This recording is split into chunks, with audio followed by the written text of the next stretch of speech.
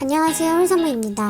홀덤은 크게 토너먼트랑 캐시게임 이렇게 두 종류로 나뉜다는 사실 다들 알고 계시죠? 워낙 다르게 돌아가는 게임이라서 차이점도 확실해요. 요즘 APL같이 좋은 퀄리티의 토너먼트를 플레이하는 유저분들이 한국에서도 많이 늘어났어요. 캐시게임을 플레이하던 분들은 토너먼트 공부를 어떻게 시작하시면 좋을지 어려울 수도 있어요. 그래서 이와 관련해서 GTO 위자드의 좋은 아티클을 바탕으로 캐시게임과 토너먼트는 어떻게 다른지를 설명해 드릴게요. 일단 가장 먼저 대부분의 포커 토너먼트는 캐시게임과 다르게 NT가 존재해요. 그리고 이 NT는 프리플랍의 전략을 크게 바꾸죠.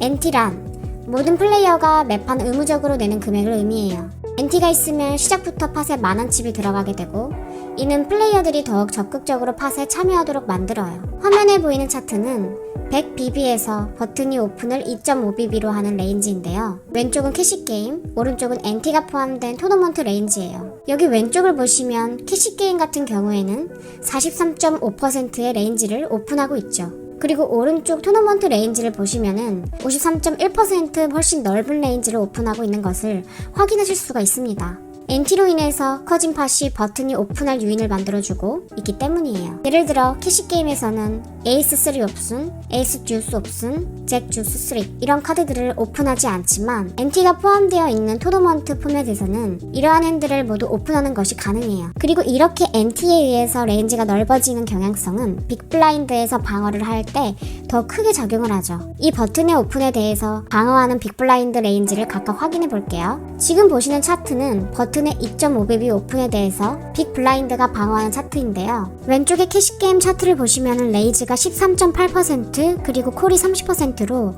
총 43.8% 레인지를 방어한다고 보실 수 있어요. 여기 오른쪽 토너먼트 레인지를 보시면은 레이즈가 14.1% 그리고 콜이 60.5%로 거의 75%에 가까운 레인지를 방어하고 있는 모습을 확인할 수가 있어요. 특히 모든 수디 카드들을 모두 방어하고 있고 플레이어빌리티가 낮은 퀸포옵스, 퀸주스옵스 이런 핸드들을 모두 방어하고 있는 모습인데요. 이런 NT가 있는 상황과 없는 상황에서의 팟 오즈가 크게 다르기 때문이에요. 위쪽에 팟 오즈가 적혀있는 부분을 확인해 보시면은 캐시게임에서는 27%라고 적혀있어요. 이는 포스트 플랍이 없다고 가정했을 때 빅블라인드가 이 오픈을 방어하기 위해서는 적어도 27% 에쿼티가 필요하다는 뜻이에요. 하지만 토너먼트에서는 이 배당이 크게 좋아져서 22% 에쿼티만 존재해도 방어를 할 수 있게 되죠. 그래서 이러한 넓은 레인지가 토너먼트를 처음 공부하시는 분들의 경우에는 매우 어색할 수가 있어요.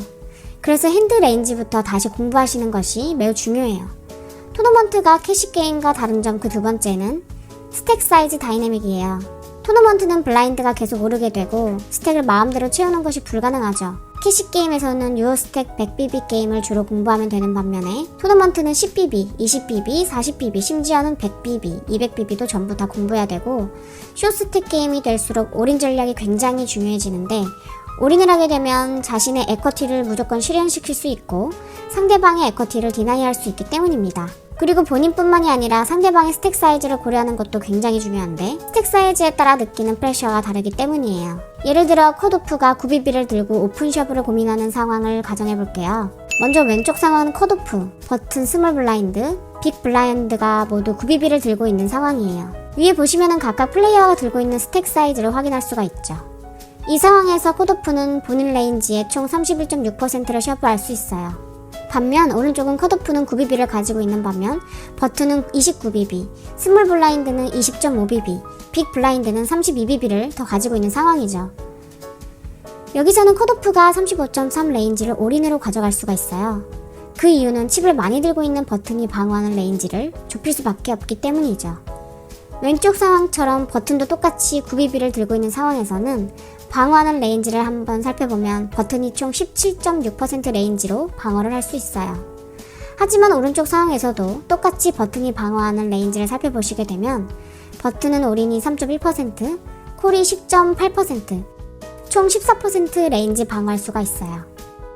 그 이유는 왼쪽에서처럼 버튼이 9BB만 들고 있는 경우에는 A6-3C나 에이스2 레이트 스트릿 같은 핸드 그리고 킹제 업숙 같은 핸드들을 몰라 올인 하고서 쉽게 셔브를 할 수 있는 반면 오른쪽같이 스택을 더 많이 들고 있는 경우에는 괜히 킹제 업숙 같은 핸드로 콜을 했다가 뒤에 앉아있는 스몰 블라인드나 빅 블라인드가 올인을 하게 되면 더 이상 갈 곳이 없어져 버리고 구비비만 생으로 달린 채 핸들을 폴더해야 되기 때문이에요. 그래서 오른쪽 같이 뒤에 있는 플레이어의 스택이 더 남아있는 상황에서는 컷오프가 더 넓게 올인을 가져갈 수 있는 것이에요. 토너먼트를 잘 플레이하기 위해서는 이러한 스택 사이즈에 따른 다이내믹을 잘 이해하셔야 해요. 토너먼트가 캐시게임과 다른 점 그 마지막은 어디선가 한 번쯤은 꼭 들어보셨을 ICM이에요. 캐시게임은 내 칩이 곧 돈이죠. 그래서 내가 참여하고 있지 않은 팟에서 다른 플레이어들끼리 올인을 하든 뭘 하든 나에게 아무런 영향이 없죠. 하지만 토너먼트는 칩이 곧 돈이 되지가 않아요. 다른 플레이어들끼리 서로 올인을 해서 한 명이 떨어지면 나는 아무것도 안 했지만 내 상금 기대값은 올라갈 수가 있기 때문이죠. 즉 앉아서 폴드만 해도 돈을 벌 가능성이 있다는 얘기가 되고, 이는 토너먼트에서 레인지를 더욱 타이트하게 만드는 요소가 돼요. 화면에 보이시는 차트는 컷오프에서 20BB를 가지고 있을 때 오픈하는 레인지인데요. 왼쪽은 ICM을 고려하지 않은 레인지예요. 보시면은 31.8%의 레인지를 오픈하고 있는 것을 보실 수가 있죠. 그런데 오른쪽은 ICM을 고려한 레인지예요. 이 경우에는 28.5%만을 오픈하게 돼요. 왼쪽에서 ICM을 고려하지 않은 경우에는 오픈했을 4파 캐시나 퀸6-3 같은 핸드들을 ICM을 고려하게 되면 오픈할 수가 없는 것이죠. 이렇게 타이트해지는 경향은 특히 파이널 테이블이나 버블 구간처럼 페이 점프가 큰 구간이나 다른 쇼트랙 플레이어가 있을 때 더욱 크게 늘어나게 돼요. 폴드하고 가만히 앉아 있어도 더 큰 상금을 받게 될 확률이 더욱 높기 때문이에요. ICM에서 제일 중요한 개념은 내가 가지고 있는 마지막 칩 하나의 가치가 가장 크다는 것이에요. 내 스택에 새로운 칩이 추가되더라도 그 칩의 가치는 내가 원래 가지고 있던 칩의 가치보다 항상 낮아요. 그 이유는 토너먼트에서는 1BB만 들고 있어도 더 높은 상금을 노릴 기회가 있기 때문이에요. 캐시게임에서는 올인 싸움을 이겨서 칩이 2배가 된다면 내 스택의 가치도 정직하게 2배가 되는데요. 하지만 토너먼트에서는 올인을 이겨서 내 칩이 2배가 되더라도 기대 상금은 2배보다 적게 올라가게 돼요.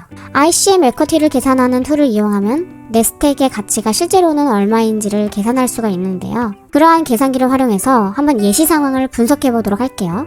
먼저 5명의 플레이어가 남아있는 상태에서 토너먼트가 진행되는 상황을 가정해 볼게요. 1등은 220불, 2등은 140불, 3등은 100불, 4등은 70불, 그리고 5등은 50불을 받는다고 가정할게요. 이 상금 구조는 APL 메인 이벤트의 지급 방식을 참고해서 구성했어요.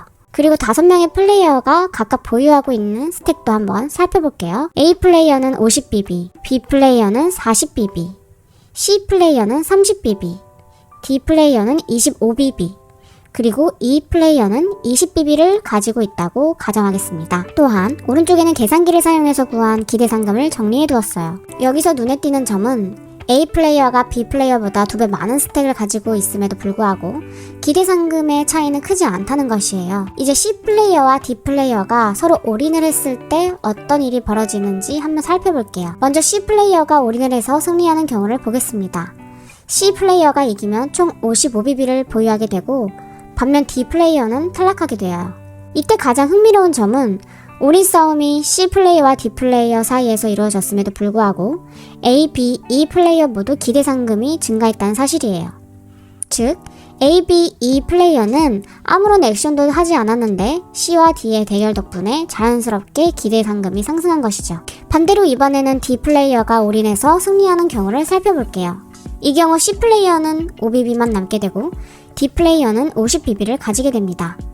마찬가지로 A, B, E 플레이어들은 팟에 관여하지 않았음에도 불구하고 기대 상금이 증가하는 모습을 확인할 수 있어요. 여기서 C 플레이어 입장에서 보자면 올인해서 승리하면 기대 상금이 113불에서 148불로 증가하게 되어 승리했을 때 얻는 기대감은 약 35불 상승하게 됩니다. 하지만 만약 패배하게 되면 기대 상금이 64불로 감소하게 되어 약 50불 정도의 손실을 입게 되는 것이죠. 캐시게임에서는 올인을 했을 때 승리하면 얻는 금액과 패배하면 잃는 금액이 동일하기 때문에 승률이 50%만 되어도 올인을 하는 것이 합리적인 선택이 될 수 있어요. 하지만 토너먼트에서는 이겼을 때 상승하는 기대 상승보다 졌을 때 감소하는 기대 상금이 훨씬 크기 때문에 올인을 하기 위해서는 50% 이상의 승률이 필요하게 됩니다. 이러한 개념을 리스크 프리미엄이라고 부르는데요.